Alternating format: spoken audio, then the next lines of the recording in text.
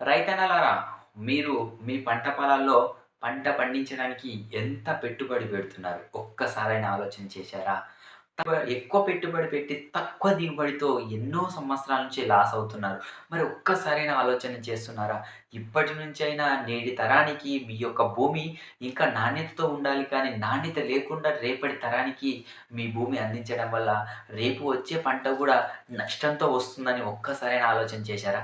మరెందుకు ఆలోచన చేయలేకపోతున్నారు? ఒక్కసారి ఆలోచన చేయండి. అందుకోసం మీ అందరి కోసం ఒక అద్భుతమైనటువంటి ఆర్గానిక్ వేలో ఏ విధంగా పంటను పండించాలో అందించడానికి మేము ముందుకు రాబోతున్నాం.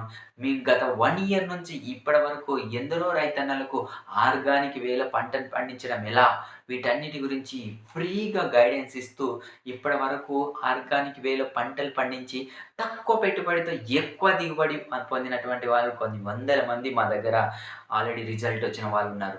మరి ఈ రిజల్ట్ గురించి మీరు కూడా తెలుసుకోవాలనుకుంటే మేము కండక్ట్ చేస్తున్నటువంటి జూమ్ క్లాస్ మీరు ఏ రోజు ఉందని తెలుసుకోవాలనుకుంటే ఇక్కడ కనిపిస్తున్నటువంటి లింక్‌ని క్లిక్ చేసి మీ పేరు, మీ డీటెయిల్స్ ఎంటర్ చేసి రిజిస్ట్రేషన్ చేసుకోండి.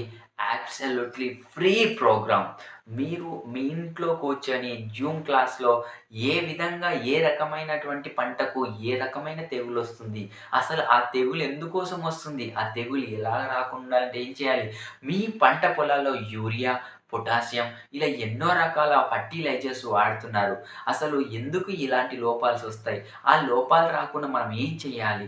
Calcium problem, magnesium problem, phosphorus problem ఇలా ఎన్నో రకాల మూలకాల ప్రాబ్లమ్ వలన మనం తెలియకుండానే ఎక్కువ పెట్టుబడి పెడుతున్నాం.